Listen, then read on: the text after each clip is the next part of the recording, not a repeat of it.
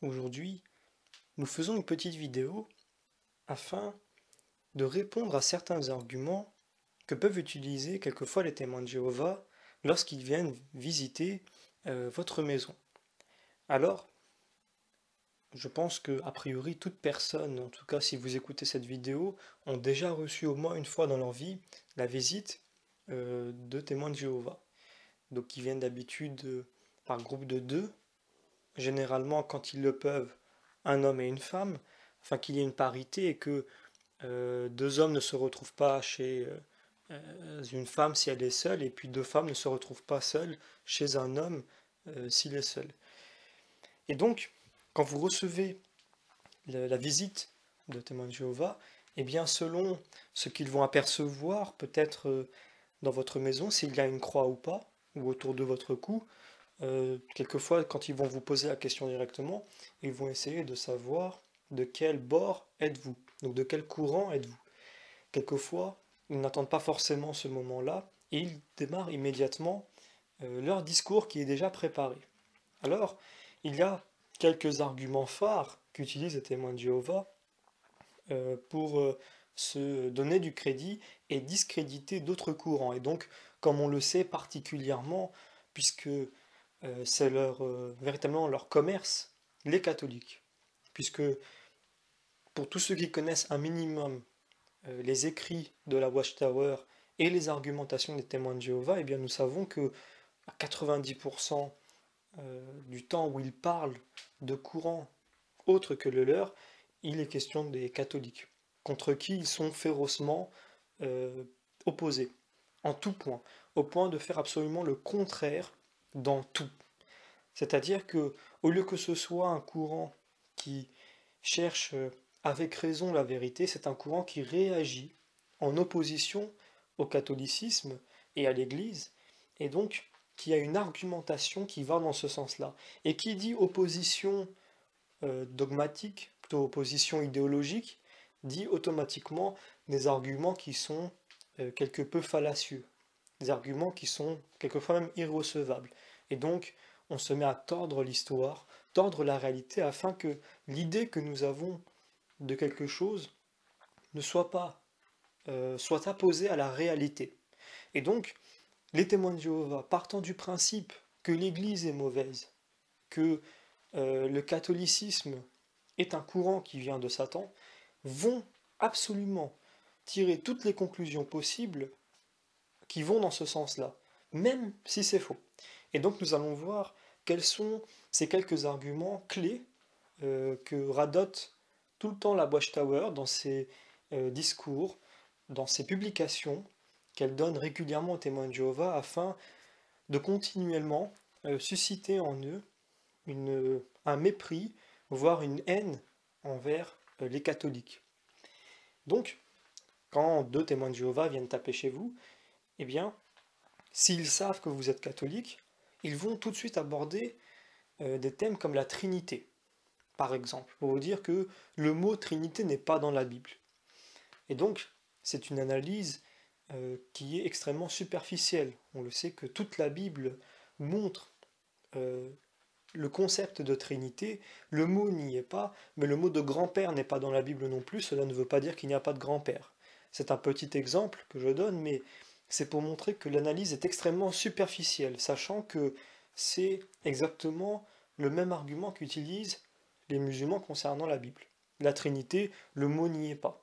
Ce n'est pas parce que le mot n'y est pas que cela veut dire que le concept n'y est pas. D'ailleurs, j'aimerais rappeler aux témoins de Jéhovah que tous les termes qu'ils utilisent concernant euh, leur salle du royaume, puis les ministres chargés du royaume, puis tous les termes qu'ils utilisent pour tous les gradés ne sont pas dans la Bible.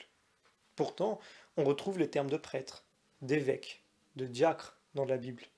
Et on ne retrouve pas chez eux ni d'évêque, ni de prêtre, ni de diacre.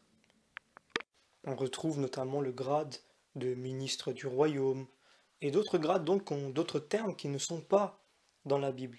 Et donc, on a bien vu qu'il n'y a pas chez eux ni de prêtre, ni même de pasteur, ni même de diacre ou d'évêque, et pourtant ces termes sont dans le Nouveau Testament. Alors évidemment, pour parler de la Trinité, je vous invite à voir la vidéo que j'ai faite à ce sujet, puisque le sujet est extrêmement long, mais c'est pour montrer que l'argumentation des témoins de Jéhovah sur la Trinité est immédiatement basée sur une analyse qui manque de profondeur. Il continue en disant que l'on voit bien dans la Bible que Jésus est inférieur à Dieu, qu'il nomme Jéhovah. Et ils se disent être témoins de Jéhovah parce que c'est écrit dans l'Ancien Testament. Mais ils oublient que dans le Nouveau, Jésus a dit, vous serez mes témoins. Et c'est là que l'on comprend que celui qu'ils appellent Jéhovah dans l'Ancien Testament, qui a dit que vous serez mes témoins, eh bien, cela s'accomplit en la personne de Jésus-Christ. Et donc, être témoin de Jéhovah montre bien une opposition à l'Église et voire même au christianisme et au Nouveau Testament, puisque si, et c'est pourtant très simple à lire puisque c'est écrit textuellement, si dans l'Ancien Testament, Dieu dit vous serez mes témoins, et dans le Nouveau, Jésus dit vous serez mes témoins, vous êtes mes témoins, eh bien si on ne voit pas que c'est la même personne qui parle, alors il y a vraiment idéologie, il y a un déni de réalité. Et donc, on pourrait presque dire, avec ironie, que les chrétiens sont plus témoins de Jéhovah que les témoins de Jéhovah, puisque eux s'arrêtent à l'Ancien Testament, à cette phrase, et ils n'ont pas continué avec celle de Jésus-Christ dans le Nouveau qui reprend cette phrase-là, et donc qui fait de nous ses témoins. Donc nous sommes, nous aussi les chrétiens, des témoins de Jéhovah, mais des témoins du Christ aussi, et donc des chrétiens. Et c'est ce qu'il manque aux témoins de Jéhovah pour devenir de véritables chrétiens, vraiment. Quand ils se reconnaîtront comme étant disciples du Christ qui a dit dans l'Ancien Testament, vous serez mes témoins, là, ils pourront dire, nous sommes chrétiens au même titre que vous. Alors si on continue avec la Trinité, évidemment, comme je vous ai dit, c'est assez long à expliquer, il faut aller regarder les vidéos, notamment celle que j'ai mise sur Jésus est-il Dieu, partie 4, voire même les 4 parties, puisque elles se complètent. Mais l'argumentation de la Trinité est dans toute la Bible. Toute la Bible parle de la Trinité, et on le voit très clairement. Maintenant, si on continue, puisque dès qu'il y a un petit peu de profondeur théologique dans la discussion avec les témoins de Jéhovah, on se rend compte qu'immédiatement, ils sautent. Ils sortent de la théologie. Et ils sortent pour aller sur le domaine de l'histoire. Puisqu'ils se disent, eh bien, c'est communément admis que l'Église a brûlé un tas de personnes, notamment des sorcières, qu'elle a fait des croisades, qu'elle a fait l'Inquisition et que c'était quelque chose d'horrible. Donc, immédiatement, ces témoins de Jéhovah qui disent, pourtant à tout bout de champ, qu'ils ne sont pas de ce monde, et qui le disent fièrement, sans comprendre le sens de ce terme, eh bien, retombent tout de suite dans le monde, puisque ce sont des arguments du monde. Et donc, c'est le monde qui utilise ces arguments qui ne sont pas tout à fait vrais concernant l'Église. Il a été déjà plusieurs fois démontré que l'Église, à part quelques cas de sorcières qui ont été brûlées, n'ont pratiquement pas brûlé de sorcières. C'est notamment un livre de Marion Sigaud qui s'appelle La chasse aux sorcières et l'Inquisition, qui rétablit ces faits historiques qui ont été bafoués avec le temps, notamment par les pensées athéistes matérialistes qui ont voulu justifier une haine contre l'Église en falsifiant des faits historiques.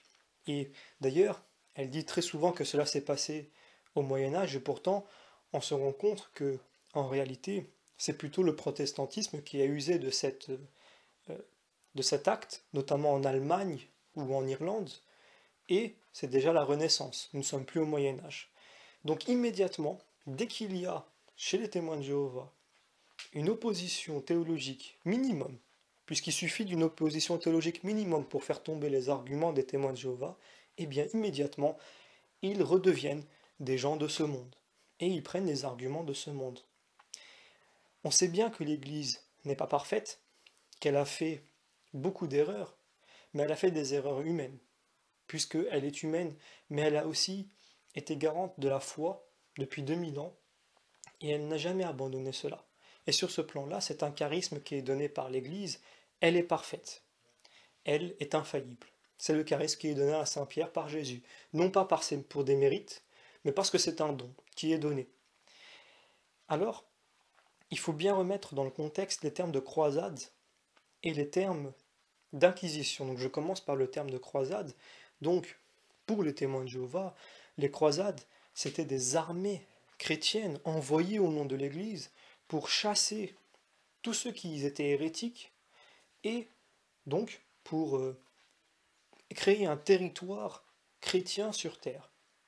Or, ils n'ont pas tout à fait compris le but et la réalité des croisades.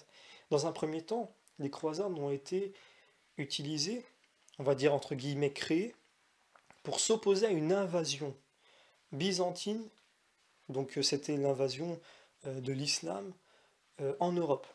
Et donc si les témoins de Jéhovah sont encore là aujourd'hui à pouvoir prêcher librement, c'est bien parce que derrière il y a eu des croisades qui ont empêché l'envahissement de l'Europe. Et ils ont notamment repris Jérusalem, qui a été à ce moment-là aussi retiré de la main des chrétiens. Alors, évidemment, c'était des soldats. On sait aussi qu'ils n'avaient pas forcément énormément d'éducation, et donc il est fort probable que certains d'entre eux, dans le but de survivre, puisque c'est un chemin qui est très long, ont peut-être dû piller ou voler. Mais ça ne veut pas dire que l'Église adhérait à cela. Et puis, nous étions à une époque où l'information prenait du temps pour revenir. Au moment où tel groupe allait faire ceci dans cette ville, notamment on va dire Constantinople, le temps que l'idée, que l'information revienne en Italie, il se passe des semaines. Et le temps qu'elle reparte et qu'il y ait des décisions, il peut se passer beaucoup de choses. L'information met du temps à passer, donc il est normal que des actes pareils arrivent. S'il arrivait la même chose en France, aujourd'hui en 2015, il est évident que le jour même, l'Église va condamner cet acte. Parce que justement, l'information a pu revenir le jour même. Mais il y a 1000 ans, à l'époque où les témoins de Jéhovah n'existaient même pas, eh bien, évidemment, l'information prenait beaucoup plus de temps. Et il pouvait y avoir des dégâts. D'ailleurs, le fait que les témoins de Jéhovah n'existaient pas à ce moment-là, et ils ont le beau rôle de pouvoir parler des chrétiens de cette époque, prouve en soi qu'ils n'ont aucune légitimité. Puisque je rappelle que Jésus-Christ établit son Église et lui donne naissance réellement à la Pentecôte, et depuis, l'Église n'est jamais morte. L'Église est vivante depuis la Pentecôte. Or, demander à un témoin de Jéhovah de pouvoir citer un seul écrit de n'importe lequel des membres qui se dit témoin de Jéhovah, puisqu'ils se disent, eux, descendants des apôtres, avant le XVIIIe siècle, voire même le XIXe. C'est impossible, puisqu'il y a plus de 1800 ans de trou entre la Pentecôte, naissance de l'Église du Christ, dont ils se réclament, et la réelle naissance de leur groupe, qui a été mise en place par un ancien protestant et plutôt franc-maçon, qui était Charles Taz Russell, qui donc a constitué la hiérarchie et la société des témoins de Jéhovah sous un autre nom à l'époque, sur la même base que la franc-maçonnerie. Et donc on voit immédiatement quelle a été la ruse et quel a été le but de la Watchtower à ce moment-là, à ses débuts, même si elle ne portait pas le même nom. Et donc on voit qu'il y a 18 siècles de trous. Il faut demander, et il faut que les témoins de Jéhovah se posent cette question, pourquoi l'Église est née à la Pentecôte, et ils ne peuvent à aucun moment désigner un seul chrétien dans l'histoire qui se dit être témoin de Jéhovah avant la création des témoins de Jéhovah, soit 18 siècles après la naissance de l'Église. Donc on reparlera aussi, un peu après, de l'argument sur la naissance de l'Église, puisqu'ils disent que l'Église est née en concile de Nicée, donc plus de 3 siècles après la mort de Jésus, et on va voir que ce n'est pas le cas. Alors, revenons au cas des croisades. Nous venons de voir que les croisades n'ont pas été telles que les témoins de Jéhovah le rapportent, ou même que aujourd'hui des matérialistes, des athéistes matérialistes le rapportent pour pouvoir discréditer l'Église et justifier des actes encore plus immondes, faits et sacrifiés à l'autel de l'athéisme. Eh bien, l'argumentation de la guerre est un argument que les témoins de Jéhovah aiment utiliser. Ils oublient très rapidement que, même si des témoins de Jéhovah sont morts en Allemagne à l'époque pour ne pas faire la guerre durant la Seconde Guerre mondiale notamment, ils oublient que d'autres l'ont fait. Ils oublient que la Watchtower, elle, a pactisé avec l'Allemagne à ce moment-là. Aussi, il y a des documents officiels. Elle a oublié qu'il y a aussi des chrétiens et des non-chrétiens qui ont refusé la guerre comme partout. Il y a une forme de récupération de la part des témoins de Jéhovah qui est extrêmement malhonnête. Dire que seuls des témoins de Jéhovah ont refusé de faire la guerre, c'est un énorme mensonge, puisque aussi des chrétiens ont refusé de faire la guerre, et même des personnes qui n'étaient pas forcément chrétiennes, et c'est tout à leur honneur. Et donc, il y a une récupération de la part des témoins de Jéhovah qui, dans tous les pays où il y a des guerres, se lavent les mains en ne participant pas militairement à la guerre, mais en profitant de la sécurité offerte par les militaires qui, eux, protègent la population, qu'elle soit témoin de Jéhovah, ou qu'elle soit chrétienne, ou musulmane, ou qu'importe. Et donc, il y a une énorme hypocrisie de la part des témoins de Jéhovah. Si on prend, par exemple, l'exemple du Liban, eh bien, beaucoup de témoins de Jéhovah ont dit, regardez ce qu'a fait l'Église au Liban, elle a fait la guerre. Or, elle a fait la guerre pour défendre un territoire qui était envahi par les pays extérieurs et par d'autres religions. Eh bien, les témoins de Jéhovah étaient protégés par les chrétiens du Liban dans cette guerre-là, puisque les milices chrétiennes protégeaient toute la population, sans distinction. Aujourd'hui, ces témoins de Jéhovah viennent dire, regardez les chrétiens du Liban, ils ont fait la guerre, ils ont tué et nous non. C'est une hypocrisie énorme. Ils ont profité de la sécurité qui était offerte par les militaires pour ensuite leur faire porter le chapeau et utiliser cela comme un argument pour les discréditer. Donc c'est une hypocrisie totale, de la malhonnêteté intellectuelle, et c'est important de répondre cela aux témoins de Jéhovah quand ils viennent vous dire « Mais nous, les témoins de Jéhovah, nous ne faisons pas la guerre. » Parce que si aujourd'hui, il y a encore des chrétiens au Liban, notamment des témoins de Jéhovah qui viennent colporter ce genre d'informations, eh bien c'est parce qu'ils ont été protégés par des chrétiens qu'aujourd'hui, ils montrent du doigt. Alors si on continue, les témoins de Jéhovah ont beaucoup utilisé l'argument aussi de l'inquisition. Donc dans une même phrase, très souvent, ils vous mettent le mot croisade et inquisition. Un peu comme s'ils répétaient le plus rapidement possible le peu d'informations qu'ils ont sur ces sujets-là. Et souvent, ils confondent les deux sujets. L'inquisition n'était pas les croisades, et des fois, ils confondent les deux sujets. Et ça m'arrive de les tenter un petit peu, de leur demander des explications, et on voit qu'ils ont très très peu de maîtrise en réalité sur ces thèmes-là. Or, il faut savoir qu'en France, il y avait deux types d'inquisition. Il y a eu ce qu'on appelait l'inquisition, donc les deux diffèrent parce que un, c'est avec un I majuscule et un avec un I minuscule. Il y avait en France ce qu'on appelait l'inquisition, qui était l'équivalent du tribunal. Or, il y avait en France une séparation entre le tribunal laïque et le tribunal religieux, appelé inquisition. Le tribunal laïque, d'ailleurs, qui tire son modèle du tribunal religieux et qui existe encore aujourd'hui, il ne faut pas l'oublier, le tribunal d'aujourd'hui est un descendant direct de l'Inquisition, du modèle de l'Inquisition. Or, autrefois, on prenait les sujets religieux bien plus au sérieux qu'aujourd'hui et on respectait le fait qu'un acte civil doit être jugé dans un tribunal civil et un acte religieux doit être traité dans un tribunal religieux, parce qu'il est, tout simplement, apte à cela. Par exemple, quelqu'un est tué dans la rue parce qu'il y a un différend entre les deux sur le plan de l'argent, l'un devait de l'argent à l'autre, c'est un tribunal civil qui réglait la question. Une personne était tuée à cause de sa foi, c'était le tribunal de l'Inquisition. C'est exactement le même procédé. Il y avait des juges, des avocats, il y avait des contestations, des jugements, il y avait des lois, des procès. Et donc ça se faisait ainsi, comme ça se fait aujourd'hui.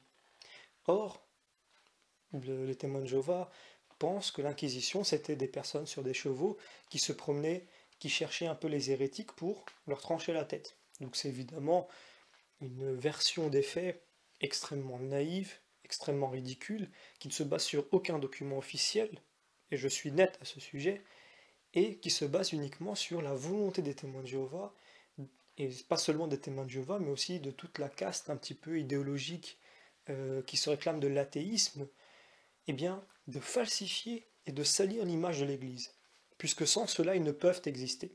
C'est une réalité chez les témoins de Jéhovah. S'ils ne salissent pas l'Église, ils n'ont aucune raison d'exister, puisque s'ils existent, c'est en opposition avec l'Église.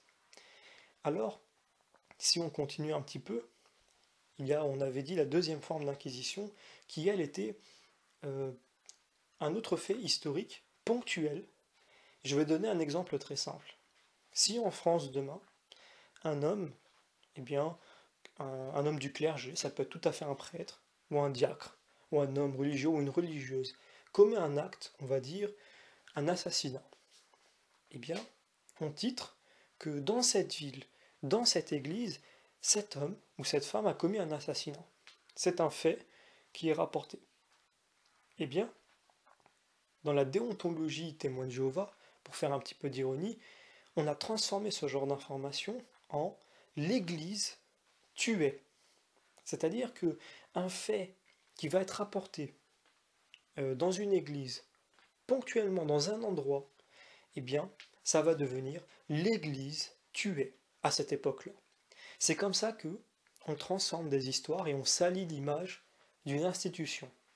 C'est ainsi que font les témoins de Jéhovah et c'est ainsi qu'ils sont de ce monde quand ils agissent ainsi, contrairement à ce qu'ils disent.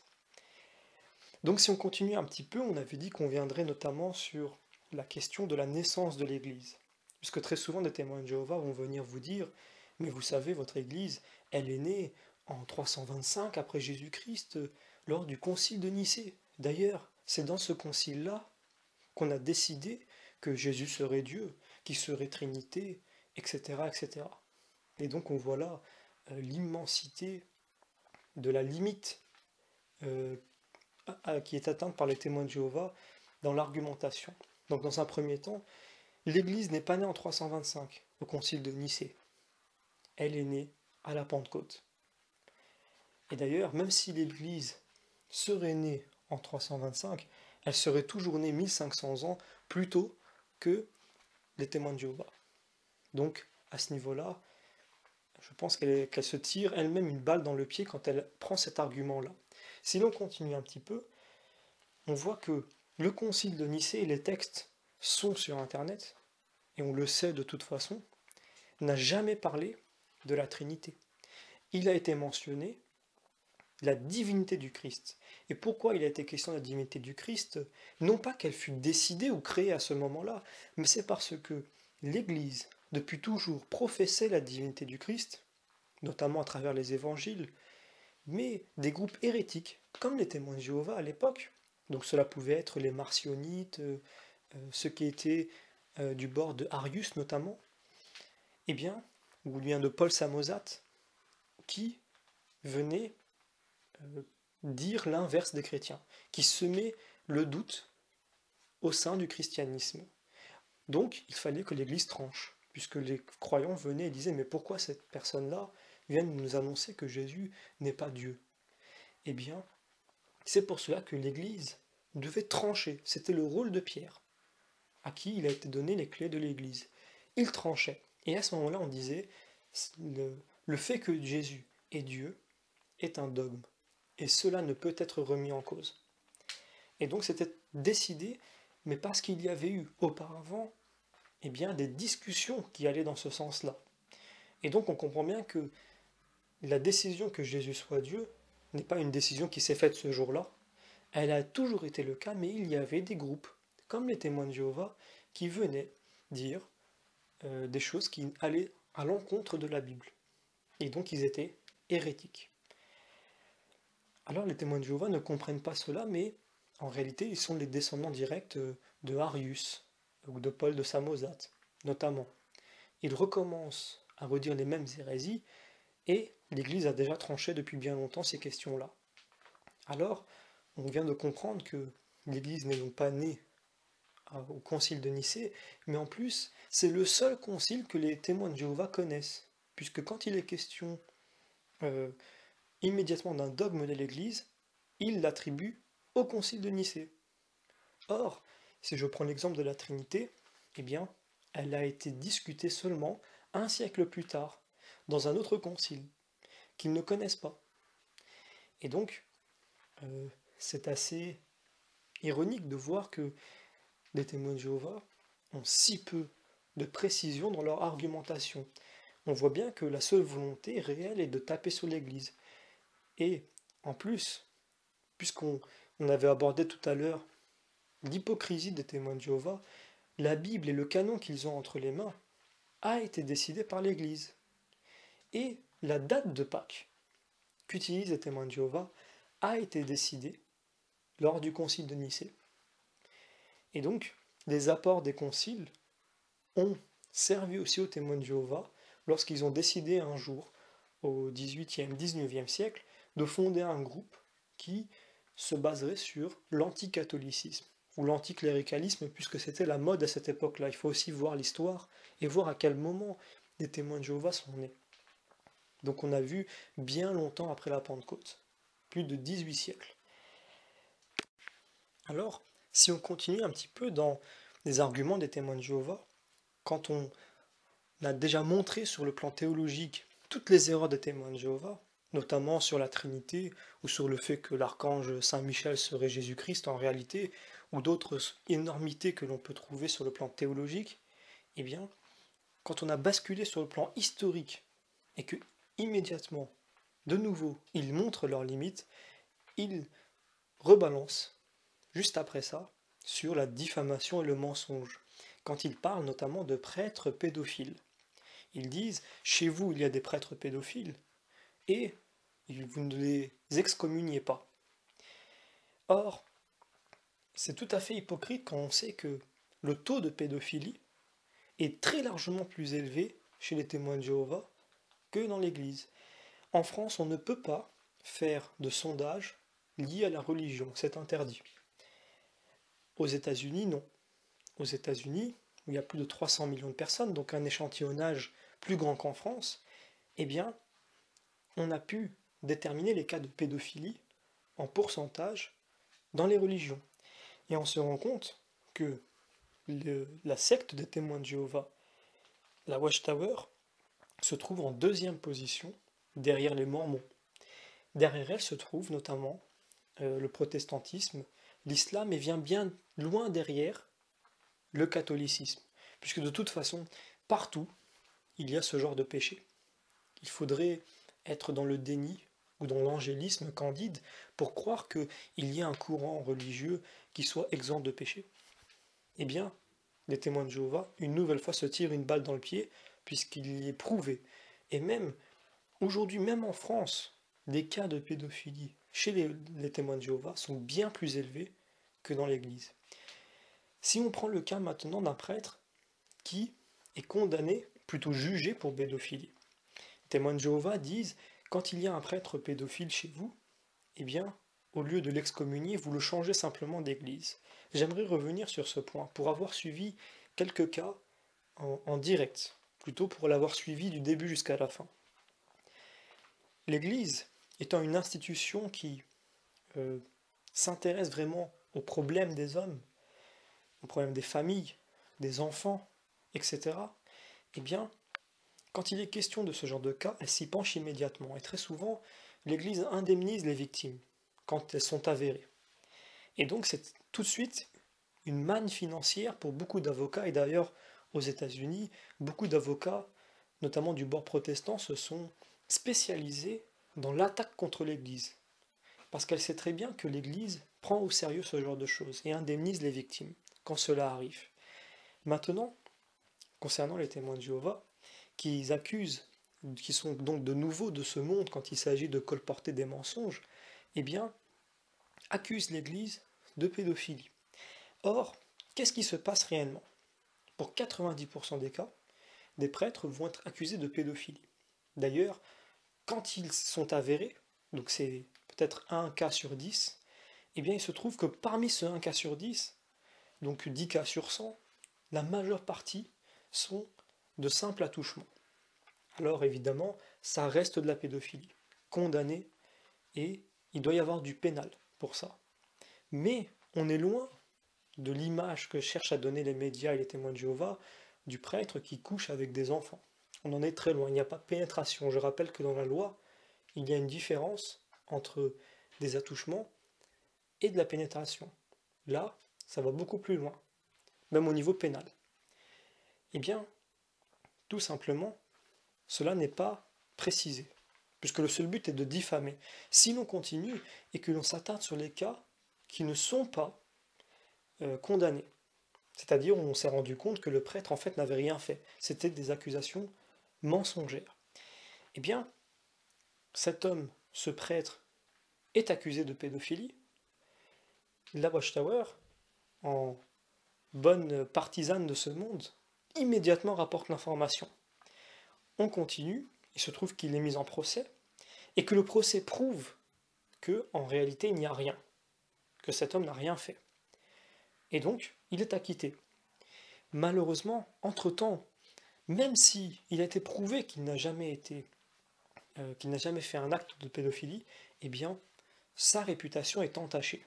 Nous sommes obligés de le changer d'église parce que ce n'est plus possible pour lui de rester là puisque des soupçons de pédophilie ont pesé sur lui, même si elles sont fausses. Eh bien, c'est sa réputation qui est complètement détruite. Il est obligé de partir. Mais les témoins de Jéhovah rapportent cette information sans préciser qu'entre-temps, entre le moment où il y a l'accusation et le moment où on le change d'église, eh bien, qu'il a été acquitté et qu'il n'a rien commis. On nommait sciemment cette information pour faire croire qu'au final, l'Église, eh bien, a des prêtres pédophiles et que simplement, au lieu de les excommunier, elle leur change de paroisse. Or, elle ne précise pas donc qu'entre-temps, il a été acquitté. Il n'a jamais commis ça. Malheureusement, et il suffit de taper Bill Bowen sur Internet pour se rendre compte que beaucoup d'anciens, donc notamment Bill Bowen, qui a fait une liste de toutes ces personnes dans la Watchtower, chez les témoins de Jéhovah, qui ont commis des actes de pédophilie qui ont été cachés sciemment parce qu'on ne veut pas jeter l'opprobre sur la société des témoins de Jéhovah.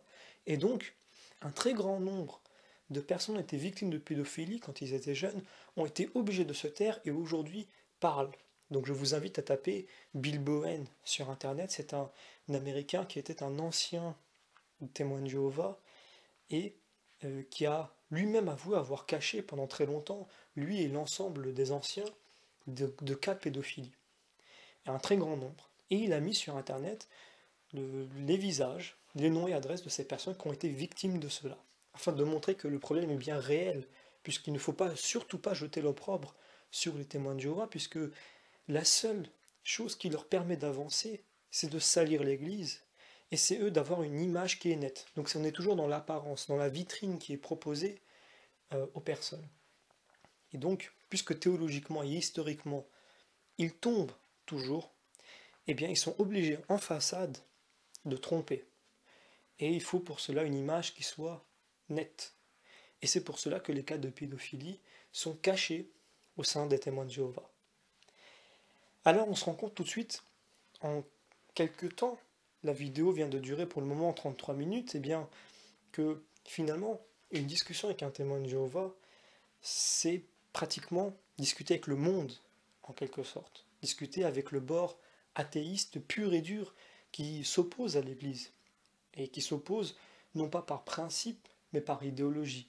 Et on se rend compte que la discussion, avec des argumentations, avec les témoins de Jéhovah, n'a pas de sens, puisque la majeure partie d'entre eux, et ils le disent eux-mêmes, sont d'anciens chrétiens, voire catholiques, qu'ils ont eu une mauvaise expérience avec l'Église, et ça peut arriver, et il faut comprendre ça et essayer de les aider, mais on se rend compte que finalement, discuter sur le plan de l'argumentation avec quelqu'un qui réagit à un excès de traumatisme suivant son enfance ou son passé avec l'Église, eh bien ça n'a aucun sens, puisque son problème est plutôt d'ordre donc du traumatisme et de la psychologie.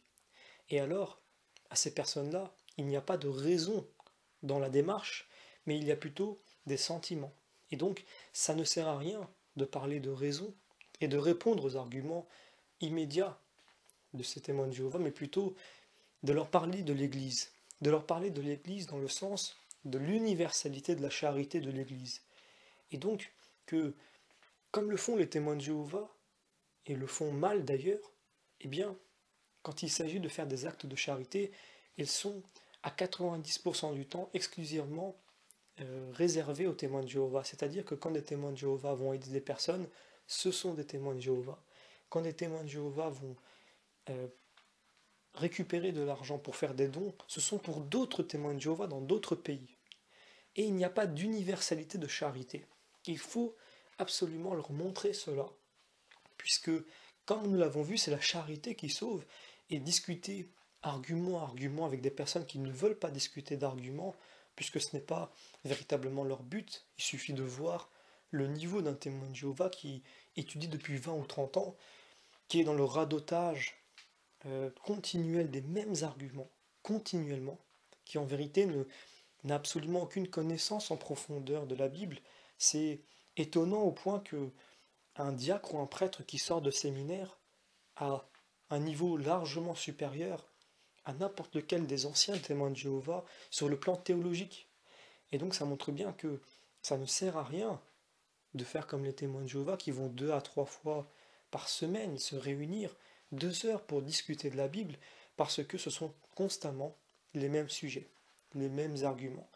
Et là où j'accuse réellement la Watchtower, c'est de continuellement susciter, préserver, entretenir le ressenti qu'ont des personnes par rapport à l'Église parce qu'ils ont eu un passé avec l'Église qui n'a pas été forcément une bonne expérience pour eux.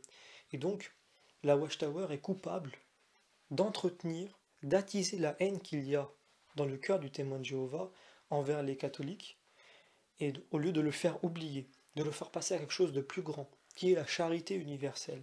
Et donc, quand vous recevez des témoins de Jéhovah, il n'est pas forcé de répondre immédiatement à tous les arguments. Vous pouvez essayer de leur répondre, bien que nous venons de voir certains arguments des témoins de Jéhovah, évidemment il y en a beaucoup plus que ça, mais on se rend compte qu'ils ont tous le même niveau de superficialité, qu'il n'y a pas de profondeur, et qu'il ne vient pas de la raison, qu'il vient en réalité de l'idéologie, de la volonté un petit peu comme d'un enfant qui a été injustement puni par ses parents, de vouloir s'opposer à absolument tout ce que dit le parent, même si ce que dit le parent est vrai, simplement par opposition primaire. C'est exactement l'attitude qu'ont les témoins de Jéhovah aujourd'hui envers l'Église. Et donc il est bon de faire un acte de charité envers eux, de leur montrer que ce que la Watchtower leur apprend à travers des publications, ce n'est pas vrai. De leur montrer que les catholiques sont ouverts et que quand ils font des dons, quand ils se réunissent pour aider des personnes dans le besoin, ils aident tout le monde. Des chrétiens, des musulmans, des juifs, des athées. Il n'y a absolument aucune étiquette. Il suffit de voir ce que fait le Secours catholique. Il faut absolument montrer cela aux témoins de Jéhovah, leur montrer que nous ne sommes pas contre eux. Nous sommes contre la Watchtower et contre ces hérésies, mais nous ne sommes pas contre les témoins de Jéhovah. Contrairement à ce que la Watchtower leur apprend. La Watchtower n'apprend pas seulement aux témoins de Jéhovah à ne pas aimer les catholiques, mais elle apprend aussi que les catholiques ne vous aiment pas et que le monde vous traite de secte. La réalité, c'est que c'est ainsi qu'ils deviennent une secte, quand ils apprennent des choses qui sont fausses et qu'il y a un lavage de cerveau continuel à ce niveau-là. Or, nous ne détestons pas les témoins de Jéhovah, bien au contraire. Et si nous pouvons leur montrer la charité qu'il y a au sein de l'Église, qui est une charité universelle, eh bien, il ne faut pas y manquer. C'est très important. Et si des personnes qui sont témoins de Jéhovah ont des traumatismes liés à l'enfance, liés à l'éducation par rapport à l'Église, eh bien, il faut le comprendre, il faut l'accepter, mais il faut les aider. Les traumatismes n'ont pas d'étiquette, n'ont pas de limite par rapport à la religion. Tout le monde peut être atteint de ça, même des témoins de Jéhovah, et il faut les aider, et il faut absolument leur montrer les dangers de la Watchtower qui attise et qui entretient cette haine des catholiques, cette haine même du prochain donc. Et c'est quelque chose de très grave puisque l'on sait que c'est la charité qui ouvre les portes du royaume, et c'est la haine et le mépris qui ferment ces mêmes portes. Et donc, je ferai une petite série, malgré tout, quand j'en aurai un peu plus de temps, sur chacun des arguments utilisés par les témoins de Jéhovah, avec quelquefois des commentaires de certains de leurs ouvrages, pour montrer la technique fallacieuse et extrêmement pervers de la Watchtower, qui montre un semblant de vérité, mais qui en réalité, dès qu'on gratte un petit peu, se retrouverait en fait une machination, véritablement une tentative vraiment diabolique au niveau argumentaire pour faire dire de la Bible ce qu'elle n'a jamais dit, pour faire tourner des prophéties à leur avantage. Je rappelle que Jésus a bien dit très clairement que aucun homme ne connaîtra l'heure de la fin, pas même le Fils de l'homme. C'est-à-dire que Jésus, en tant qu'il est homme, ne connaissait pas la fin. Mais Jésus, en tant qu'il est Dieu, la connaissait, puisqu'il a dit que le Père lui-même le sait, et qu'il le révèle à qui il veut. Et nous savons que le Père est dans le Fils est dans le Père. Nous savons que Jésus est l'image du Père. Donc si le Père sait, c'est que le Fils sait aussi. Mais le Fils, dans son humanité, ne savait pas. Il ne pouvait pas savoir, puisque la connaissance des Écritures, même quand elle est parfaite pour Jésus-Christ, ne permet pas de déduire la fin du monde. Et pourtant, les témoins de Jéhovah l'ont déduit à 4, voire même 5 reprises. Ils essayent aujourd'hui de cacher cela, de dire non, c'était des dates qui concernaient autre chose, mais en réalité, c'était des dates de fin du monde. On le voit dans les publications de l'époque. D'ailleurs, cela a suscité, pour un très grand nombre de témoins de Jéhovah, tellement de déceptions qu'ils ont quitté les témoins de Jéhovah. L'Église, en 2000 ans, n'a jamais annoncé une seule date de fin du monde. Mais la Watchtower, en même pas 2 siècles d'existence, l'a annoncé 4, voire même 5 fois de mémoire. Et donc, la Bible parle très bien des faux prophètes. Donc il faut faire très attention, toujours à dissocier la Watchtower, qui est condamnable en tout point, qui profite de l'incrédulité et de la faiblesse de certaines personnes pour faire aussi énormément d'argent. Il faut faire des recherches concernant l'utilisation de l'argent des témoins de Jéhovah, surtout aux USA. Il y a notamment sur Internet des images de membres de témoins de Jéhovah qui ont apparu dans des vidéos de témoins de Jéhovah comme étant des anciens, des membres du Bethel, qui sont dans des villas, qui sont en train de conduire des Lamborghini, des voitures de luxe aux USA, parce que tout simplement, ils ont fait de la Watchtower une entreprise où on fait croire aux témoins de Jéhovah qu'il est dans la vérité, qu'il doit croire aveuglément à tout ce que lui dit la Watchtower, et qui donc peut publier ce qu'elle veut, puisque rien n'est signé. Je rappelle qu'au sein de l'Église, quand le pape écrit, il signe. Quand un évêque ou un cardinal écrit, il y a son nom. C'est lui l'auteur de ce texte. Mais quand des témoins de Jéhovah sont cachés dans une maison, qui est en fait un bâtiment qui possède des actions dans tous les domaines du commerce, même les domaines les plus immoraux, eh bien, eux, quand ils font des publications pour les témoins de Jéhovah, ne signent jamais. Aucun témoin de Jéhovah ne connaît ce qu'écrit ceux qui écrivent leurs publications. Et donc là aussi, il y a une volonté d'être caché, de rester caché. Et donc les témoins de Jéhovah, qui sont à la tête de la hiérarchie, ont bien compris que vivons heureux, et pour vivre heureux, il faut vivre caché. Et c'est exactement ce qu'ils font. Donc les témoins de Jéhovah doivent se poser toutes ces questions, réellement. Et aussi, doivent se poser des questions sur la manière d'argumentation de la Watchtower. Quand on voit notamment que dans certaines publications, certains témoins de Jéhovah arrivent à faire dire à des saints de l'Église, comme saint Augustin notamment, ou saint Thomas d'Aquin, encore pire, qui est le docteur des docteurs de l'Église, que Jésus n'est pas Dieu, via une citation tronquée de toutes parts avec des crochets et des petits points un petit peu partout, eh bien, il faut se dire une chose, de 2 choses l'une. Soit la personne qui a écrit ça est complètement incompétente, et donc cela remet en cause tout le reste, soit elle est réellement menteuse, et donc, même conclusion, cela remet en cause absolument toutes les publications des témoins de Jéhovah et tout ce que dit la Watchtower. Et donc on voit quels sont les dégâts de l'idéologie qui peuvent pousser même jusqu'à faire dire à un saint qui, dans des textes innombrables, a montré, prouvé, approfondi la connaissance de la Trinité, que lui-même a dit qu'en fait Jésus n'est pas Dieu. Eh bien, il faut que les témoins de Jéhovah se posent ces questions-là, avant de venir toquer à la porte des gens pour leur poser des questions et pour leur dire des choses qui sont ridicules au point qu'ils sont après considérés comme des sectes. Il ne faut pas qu'ils s'étonnent qu'ils soient considérés comme des sectes quand on voit leur démarche, quand on voit la manière qu'ils ont à être en dehors du monde dans le sens à être asocial. Pourtant, Jésus a été parmi le peuple. Il faut être avec le peuple. Il ne faut pas refaire ce qu'il fait forcément, mais il faut être dans le monde. Il faut être dans le monde, dans le sens où il faut faire partie des hommes, mais il ne faut pas participer à ce qu'ils font. C'est là le sens de la phrase. Je ne suis pas de ce monde. Eh bien, il faut que les témoins de Jéhovah se posent ces questions-là. Il faut que nous, chrétiens, nous les aidions à se poser ces questions-là et à y répondre et à leur montrer que la charité chrétienne est universelle, qu'elle ne s'arrête pas à une communauté ou à un groupe et que nous ne les détestons pas. Bien au contraire.